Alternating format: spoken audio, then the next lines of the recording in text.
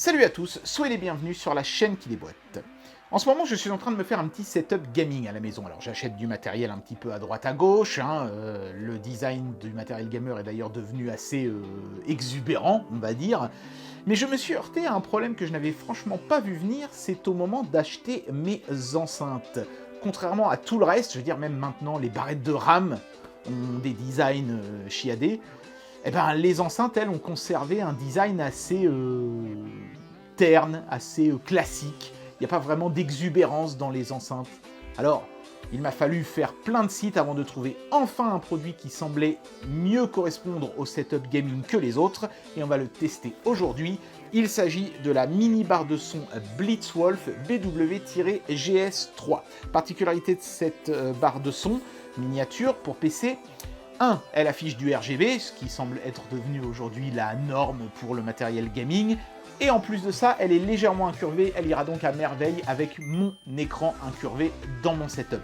Alors, est-ce que cette enceinte sera à la hauteur de son petit prix, parce qu'en plus, elle est pas chère? C'est parti pour le test. Je vous vois déjà taper dans les commentaires de la vidéo que, au prix auquel est vendue la BW-GS3, on n'aura certainement pas un son d'une qualité exceptionnelle. Et c'est sûr, vous avez raison, c'est évident.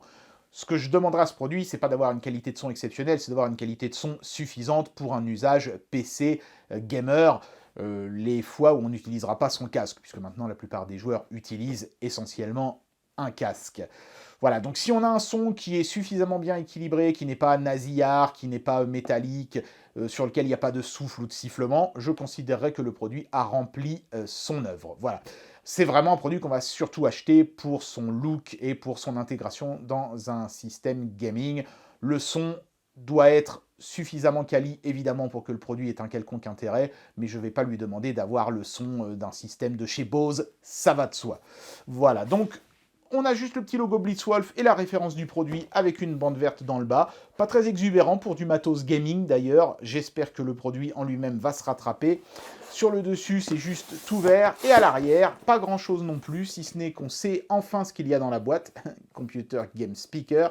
Et puis en tout petit ici, on voit la puissance de 10 watts, c'est-à-dire 2 fois 5 watts du système stéréo intégré dans la base. Ça peut sembler assez faible, 5 watts, mais sur des enceintes de PC dont vous ne serez jamais très éloigné, je peux vous garantir que ce sera amplement suffisant. Vous verrez, on mettra le son à fond. Ça devrait quand même gueuler pas mal.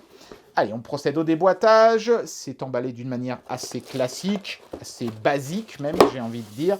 On a juste notre système dans un sachet plastique avec 2 bouts de cale en mousse. Et il y a un petit peu de doc dans le fond de la boîte, à savoir une carte de satisfaction. Voilà, vous êtes satisfait ou pas, dites-le nous, ok, pas de problème. Et un petit manuel d'utilisation, mais quand je dis petit, c'est vraiment lilliputien, puisque c'est juste un dépliant comme ça, vous voyez. Et chaque langue, puisque c'est multilangue, n'a droit qu'à une seule page. Donc voilà, si vous voulez lire les instructions en français, faites pause sur la vidéo et vous pourrez voir l'intégralité de la notice de ce produit. Bon, a priori, l'usage est assez simple. Ce qui est important, ce sont surtout ces 3 lignes ici qui nous expliquent comment fonctionne le bouton principal du produit. Je vais vous montrer ça tout de suite. La première chose sur laquelle on tombe quand on déballe ce produit, ce sont les connecteurs des 2 différents cordons qui équipent ce produit. Le premier cordon, ce sont des prises jack qui iront se rattacher à l'arrière de votre tour, une pour le son et une pour le micro. Ça, c'est pour le cas où vous utiliseriez un micro-casque filaire à l'ancienne, entre guillemets, qui se branche comme ça. Il y a aussi une prise USB, mais attention, uniquement pour fournir les 5 volts nécessaires au fonctionnement du produit. Vous ne pouvez pas brancher ça et faire véhiculer le son par cette prise. Ça n'est que, entre guillemets, une prise de courant. Voilà, et puis le produit en lui-même, voilà, se déballe d'une manière très classique et conventionnelle.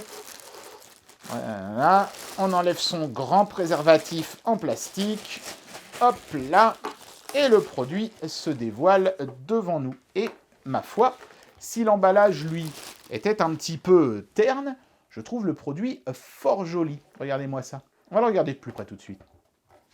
Ce qui est fort sympathique avec ce produit, c'est son côté incurvé qui, évidemment, fera de cette barre de son le compagnon idéal d'un écran lui-même incurvé, ce qui est le cas dans mon setup à moi. C'est essentiellement pour ça d'ailleurs que j'ai choisi ce produit. Le deuxième selling point de ce produit se trouve en dessous. on voit ici cette petite barre blanche qui parcourt le produit sur toute sa largeur et qui permettra en fait à un éclairage RGB d'illuminer le bureau qui se trouve sous donc votre barre de son. Après, sur l'interface du produit, c'est vraiment simplifié à l'extrême. On a deux boutons, un qui se tourne ici et qui est cranté d'ailleurs, il est assez agréable à tourner, ça c'est plutôt une bonne surprise, il est en métal en plus de ça, et un bouton ici qui permet de basculer entre le son des enceintes intégrées et le son du micro-casque que vous auriez branché ici. En fait, quand vous branchez le micro-casque, ça ne coupe pas automatiquement le son ici, c'est vous qui le faites manuellement avec ce bouton. C'est pas mal parce que du coup, vous pouvez laisser votre micro-casque branché en permanence et malgré tout choisir d'utiliser les baffles fournis pour écouter votre son. Pas mal, ça évite d'avoir à faire des branchements et des débranchements en continu. Quant au bouton rotatif, c'est aussi le bouton Power, on peut cliquer dessus. D'ailleurs, ça fait un bruit un peu métallique, pas très agréable. C'est un des points faibles de ce produit, je trouve. Et en appuyant dessus, on va allumer ou éteindre le produit, bien sûr, mais aussi faire varier l'éclairage RGB du produit. À noter que quand on coupe le courant, donc quand on éteint sa tour, ça va priver la barre de son d'énergie, elle va s'éteindre. Quand on rallume la tour, malheureusement, la barre de son ne se rallume pas automatiquement. Il faut à chaque fois faire un appui de 3 secondes sur le bouton ici pour le remettre sous tension. Ça aussi, c'est un petit défaut, je trouve, de conception. Moi, j'aurais préféré que le produit se rallume automatiquement quand on rallume le PC. Ce ne sera pas le cas. Il y aura une petite manip à faire à chaque fois. Alors bien évidemment, je vais vous faire écouter la qualité du son dans un instant, mais d'abord, un petit mot sur le fameux éclairage RGB. Quand on reste appuyé quelques instants sur le bouton, l'éclairage se met en marche et par défaut, on a une variation de couleur sur toute la largeur. Là, par exemple, on voit du bleu et puis on va passer progressivement à du vert et ensuite à du jaune, du rouge, etc. Il y a comme ça tout le spectre RGB habituel sur ce genre de produit. Là, on a une lumière blanche. Là, ça va lentement varier au rouge, voilà. Vous voyez que c'est à la fois discret et élégant, c'est pas exubérant trop non plus. Moi, je préfère un éclairage indirect comme ça, où le système éclaire le meuble, plutôt que des LED qui sont immédiatement visibles en surface du produit et qui ont tendance à être un peu agressifs parfois pour les yeux. Là, il n'y a pas de problème. Autre chose notable, là, pour le moment, je n'ai pas de son qui sort de l'enceinte, je n'ai pas branché de source, mais je n'entends ni souffle ni sifflement. Quand le produit est inerte, il est totalement silencieux, et ça, c'est un premier bon point en termes d'audio. Si j'appuie sur le bouton brièvement, je vais avoir plusieurs autres modes lumineux. Donc ici, un chenillard multicolore, mais qui n'est pas hyper fluide, qui fonctionne par petits à-coups. On aurait peut-être préféré quelque chose de plus progressif, de plus lisse.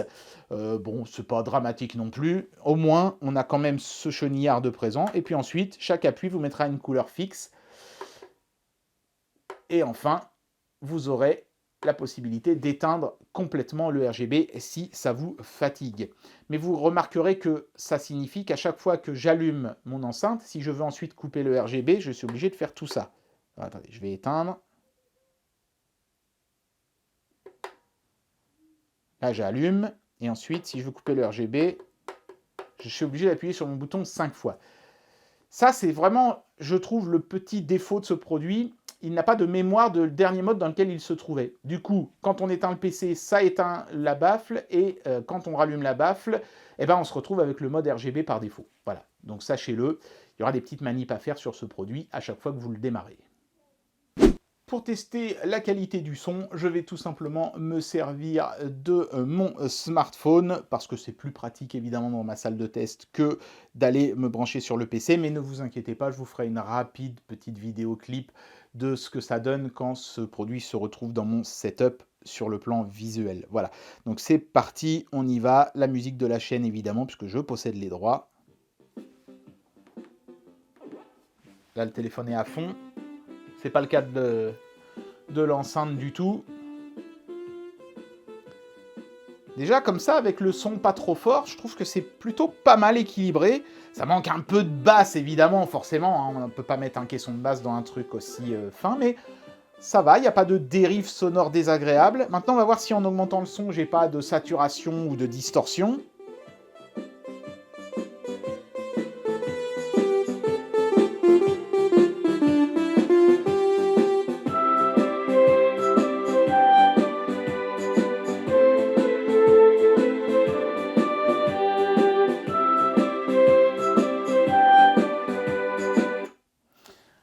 c'est pas mal, hein. Alors évidemment, à 2 fois 5 watts, on peut pas monter le son à des valeurs complètement exubérantes, mais enfin, c'est quand même largement suffisamment puissant. Je peux vous dire que là, c'était assez fort pour qu'on entende 2 pièces plus loin dans la maison.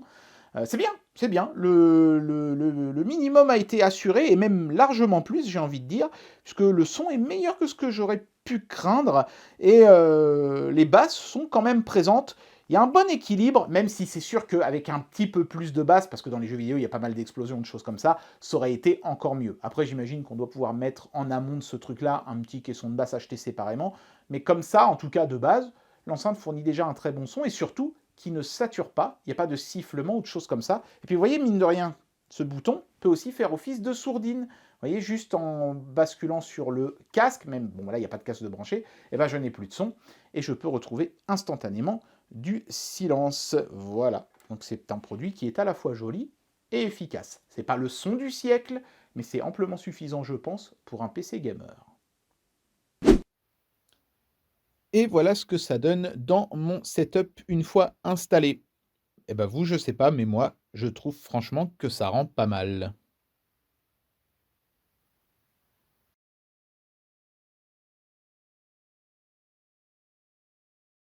Bien, j'en arrive à la conclusion de cette vidéo et je vais vous donner mon avis sur ce produit.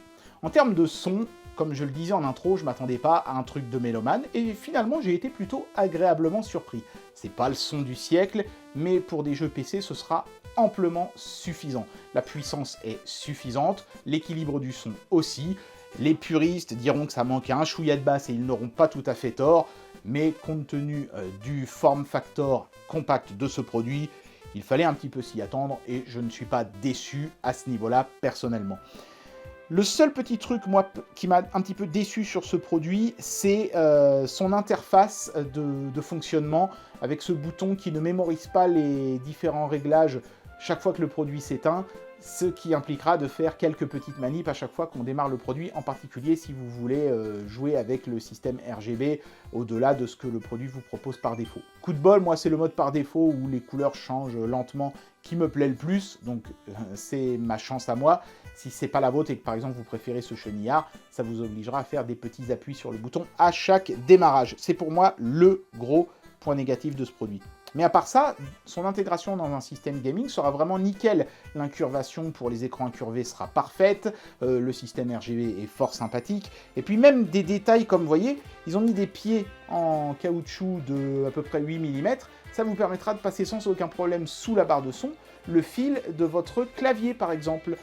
Et comme en plus ils ont décentré les câbles de la barre de son, et ben vous pourrez centrer celui de votre clavier et avoir un résultat extrêmement propre sur votre bureau. Donc c'est un produit qui a été quand même bien réfléchi. Il n'y aurait pas eu ce petit problème d'interface, je lui aurais mis le seal of approval de la chaîne. Pour moi, le son était suffisamment bon pour le lui donner. C'est dommage que ce petit bouton-là n'ait pas un petit système de mémoire, ça aurait été le sans faute. Et puis c'est trop beau les lumières. Et bien voilà, c'était le test de cette mini barre de son pour PC Gamer de chez Blitzwolf. Ce n'est pas un produit qui fera s'envoler vos performances audio dans les cieux, mais en tout cas c'est un produit qui aura le mérite de taper un petit peu plus la classe qu'une paire d'enceintes rectangulaires toutes noires et toutes bêtes. J'espère que cette vidéo vous aura plu, et moi je vous dis à très bientôt pour un prochain test. Allez, tchuss!